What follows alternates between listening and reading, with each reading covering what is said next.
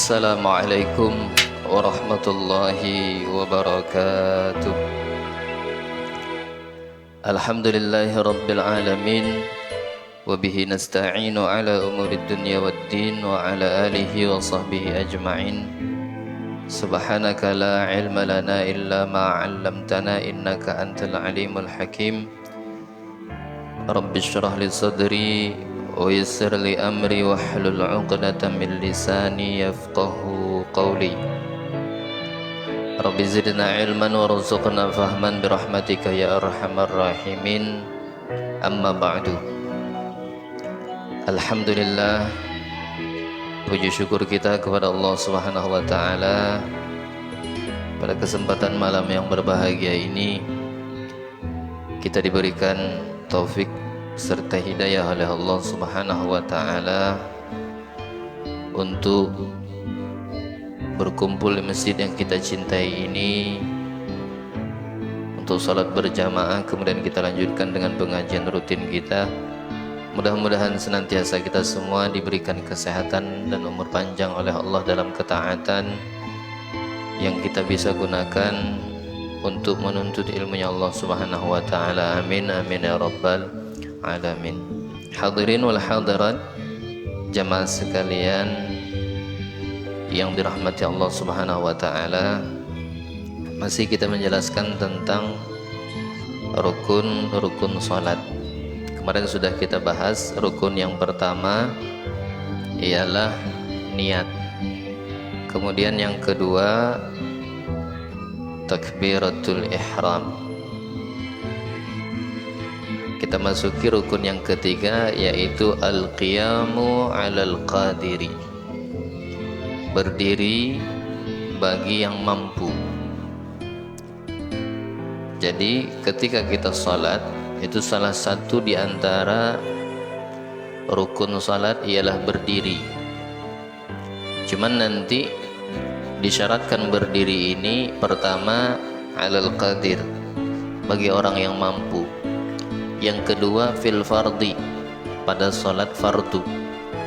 Itu artinya dapat kita pahami kalau seandainya ada orang salat tapi tidak mampu berdiri, maka dia tidak wajib berdiri.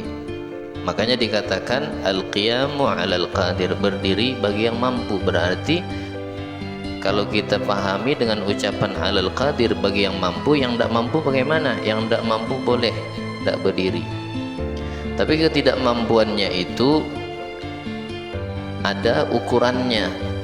Maka ulama sebutkan diantaranya ialah karena uzur. Misalkan uzurnya sakit, dia tidak mampu berdiri, kakinya sakit atau pinggangnya, yang sehingga kalau dia berdiri tidak memungkinkan. Maka ulama ada beberapa pendapat tentang ketidakmampuannya itu. Pertama, yang membolehkan seseorang untuk sholat tidak berdiri kalau seandainya dia punya penyakit yang kalau dia berdiri akan hilang kekhusyuannya. Jadi kalau dia berdiri tidak khusyuk lagi sebab sakitnya tadi itu, maka ini dibolehkan di dalam syariat untuk sholat tidak dalam keadaan berdiri. Nanti boleh duduk, kalau tidak mampu duduk boleh berbaring, miring, kalau tidak mampu juga boleh bertelentang.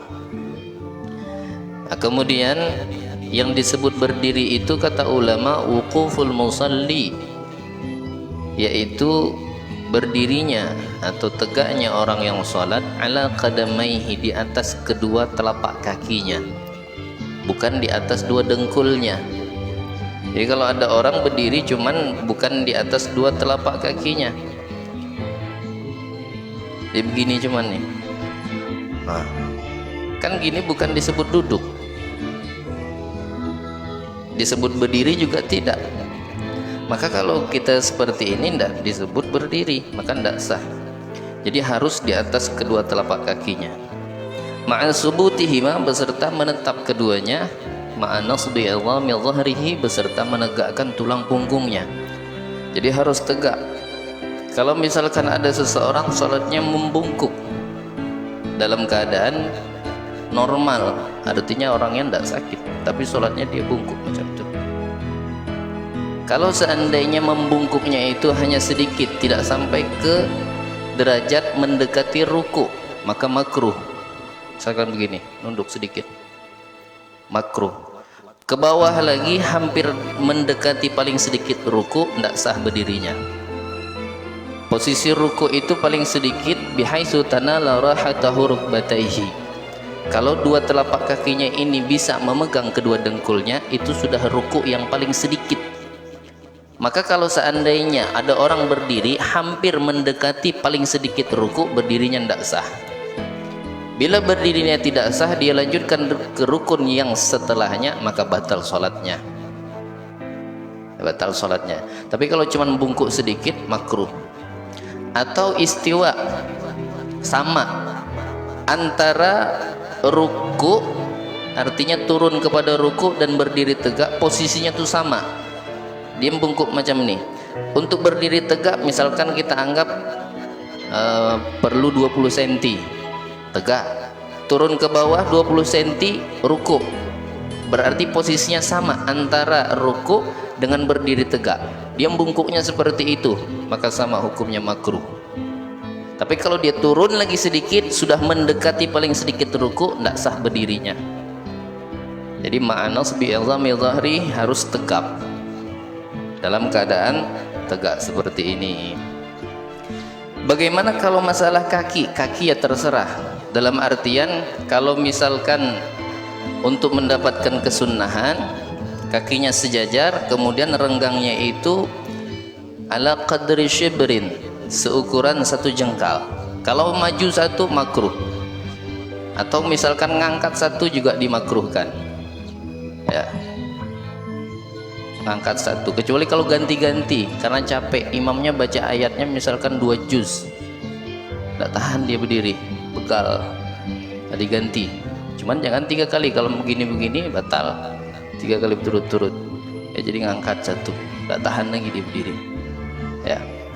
Nah, jadi kalau misalkan posisi berdiri yang disunnahkan itu antara kaki kanan dan kaki kiri itu seukuran satu jengkal. Kalau lebih, kita ikuti ukuran lebar sejadah, kan sejadah macam ini, kita ambil ujungnya. Nah, ini lebih. Madhab kita Imam Asy-Syafi'i ini tidak disunnahkan, tapi ada 4 madhab. Ada Imam Abu Hanifah, ada Imam Malik, ada Imam Asy-Syafi'i, ada Imam Ahmad ibn Hanbal. Kita pakai madhab kita Imam Asy-Syafi'i, yang sunnahnya itu qadra shibrin, antara kaki kanan dan kaki kirinya itu seukuran satu jengkal, dan itu berdiri yang disunnahkan. Kemudian ketika kita berdiri nanti, pada saat kita takbir, rukun pertama niat, rukun kedua takbiratul ihram. Ketika kita takbir, Allahu Akbar, angkat kedua tangan, itu hukumnya sunnah. Setelah itu turunkan, letakkan tangan kita itu posisinya di atas pusat, di bawah dada, telapak tangan kanan di atas punggung tangan kirinya, begini, di atas pusat, di bawah dada. Itu mazhab kita Imam Asy-Syafi'i, walaupun ada sebagian ulama yang menjadikan di bawah pusat, sebagian lagi ada yang sebut di nahar, cuman ini bukan mazhab kita. Mazhab kita Imam Asy-Syafi'i atas pusat, bawah dada, seperti itu. Kemudian diantaranya lagi, salah satu diantara kaifiyahnya, letakkan tangan, satu jari kelingking dan ibu jarinya itu merangkul pergelangannya, jadi dipegang gitu. Kemudian 3 jarinya diluruskan. Ini salah satu diantara kaifiyah saja untuk sempurnanya. Kalaupun tidak dikerjakan hal yang demikian, tidak akan mempengaruhi kesahan sholatnya, tetap hukumnya sah. Bahkan lurus begini pun tidak apa-apa. Allahu Akbar, macam orang baris, ya, kayak polisi apel pagi Senin, Allahu Akbar, tegap begitu tidak apa-apa, boleh-boleh saja, asal jangan wadu'u yadaini ala khasiratihi, kata Syekh Ibn Ruslan, kalau naruh tangan begini hukumnya makruh, ya, karena ini yang tidak layak seorang hamba ketika menghadap Tuhannya untuk munajat masa begini. Ini macam orang jagoan, ya, Allahu Akbar, makruh kalau begini. Tapi kalau lurus tidak apa-apa, cuma tidak dapat sunnah. Nah, jadi itu posisinya. Nah, ini juga termasuk salah satu perbedaan antara salat laki sama perempuan, kata Syekh Ibn Qasim di dalam kitabnya ada 5 perbedaan sholat laki dan perempuan. Satu di antaranya posisi kaki. Kalau kaki laki-laki sholatnya itu direnggangkan seukuran 1 jengkal. Kalau perempuan sunnahnya dirapatkan, ya bukan direnggangkan, dirapatkan. Nah, itu sunnah untuk perempuan. Untuk laki direnggangkan. Jadi pada saat kita berdiri demikian. Adapun kalau menyandar, ya, al-isnad 'alal jidar misalkan aw 'alal 'amud, kita nyandar di tembok. Ya. Kalau seandainya sandaran kita ini dihilangkan maka kita jatuh, artinya betul-betul kita menimpakan badan kita ke tiang nih. Maka itu tetap dihukumkan sah berdirinya, asal jangan mu'allaq. Mu'allaq itu kita taruh di pantat kita. Misalkan kita sholatnya di samping jendela atau di belakang sana tuh, ya dekat terasnya, bisa kita naruh pantat. Kalau sekiranya dua kakinya bisa ngangkat, itu disebut mu'allaq, bukan berdiri, gantung berarti itu tidak sah. Kalau berdiri yang seperti itu tidak sah hukum berdirinya. Nah itu yang pertama di antara yang ketiga di antara rukun salat. Jadi al-qiyamu 'alal qadiri, berdiri bagi yang mampu. Kalau yang tidak mampu bagaimana? Yang tidak mampu boleh duduk. Tidak mampu duduk boleh tidur miring sebelah kanan. Tidak mampu sebelah kanan boleh sebelah kiri. Mampu sebelah kanan makruh ke sebelah kiri. Tidak mampu sebelah kanan, tidak mampu sebelah kiri boleh bertelentang. Ya, nanti untuk pergerakan sholatnya juga berbeda. Untuk bagi orang yang sholatnya berdiri atau sholatnya yang duduk, jika mampu dia ruku, nunduk dulu. Tapi kalau seandainya dia tidak mampu, cukup dengan kelopak mata. Jadi nunduk dulu pakai kepala. Mampu enggak? Dia tidak mampu gerakkan kepalanya, cukup pakai kelopak mata. Nah, jadi posisinya tidak mampu duduk boleh berbaring. Fil fardhi, di dalam salat fardu. Berarti kalau salat sunnah bagaimana? Salat sunnah boleh walaupun mampu berdiri, dia boleh duduk. Kita salat ba'diyah isya, habis salat isya kita mau salat sunnah 2 rakaat misalkan setelah salat isya. Capek kita, kalau berdiri masih kuat, cuman kitanya ya manusia itu ada sifat malasnya juga. Nah malas kita berdiri, mau duduk aja lah boleh. Cuman ajrul qa'id nisfu ajril qa'im. Pahala orang yang sholat duduk itu diberikan setengahnya dari pahala orang yang sholat berdiri. Kalau yang berdiri dapat 100, berarti duduk 50. Dia mampu duduk, dia mampu berdiri, mampu duduk, dia sholatnya baring, tidur miring, maka cuman dapat 25 kalau diibarat persennya. Cuman untuk sholat sunnah walaupun boleh duduk ataupun tidur miring, untuk bertelentang tidak boleh. Ya, karena ini sama juga tidak layak. Bangun kita tengah malam ngantuk, misalkan sholat tahajud baring, Allahu Akbar. Nah itu tidak sah. Ini keterlaluan malasnya. Ya, jadi kalau duduk masih boleh walaupun dia mampu berdiri. Nah itu rukun yang ketiga. Kemudian nanti untuk orang yang tidak mampu berdiri, dilihat faktor uzurnya itu betul-betul tidak mampu berdiri atau tidak ada yang bangunkan. Nah kan ada orang kalau sudah berdiri dia bisa, kalau sudah diri, cuman dari duduk untuk berdiri itu dia tidak bisa. Ini tidak boleh langsung duduk sholatnya. Makanya nanti ada orang sholat pakai kursi. Ketika rukuk sama sujud dia duduk. Sebab dia kalau sujud misalkan habis itu duduk ke bawah ke lantai, dia tidak mampu lagi tegak. Cuman kalau duduk di atas kursi dia mampu berdiri, maka wajib. Makanya ada orang sholat pakai kursi, lagi rukuk dia duduk, atau sujudnya nanti dia duduk, cuman nundukkan kepala saja. Nah itu masih wajib untuk berdiri.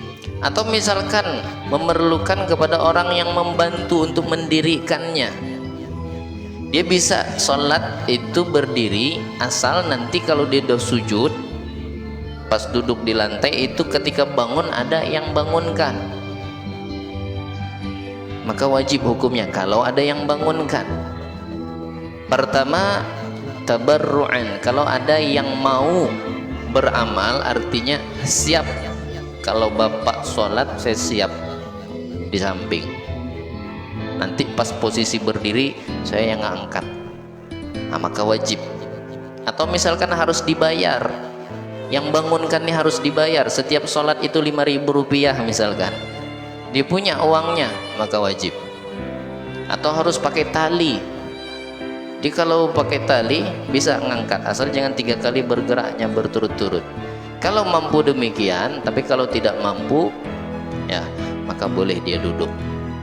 Jadi tidak apa namanya, bukan berarti ketika kita tidak mampu untuk sholat itu berdiri kemudian lantas kita boleh duduk. Lihat dulu alasan tidak mampunya itu seperti apa, kecuali misalkan kadawranir ra'si, di kepalanya pusing, jadi kalau sholat berdiri dia tidak kuat ya, bergoyang, nah itu tidak apa-apa, udah duduk aja, karena itu memudaratkan ya. Kemudian itu rukun yang ketiga.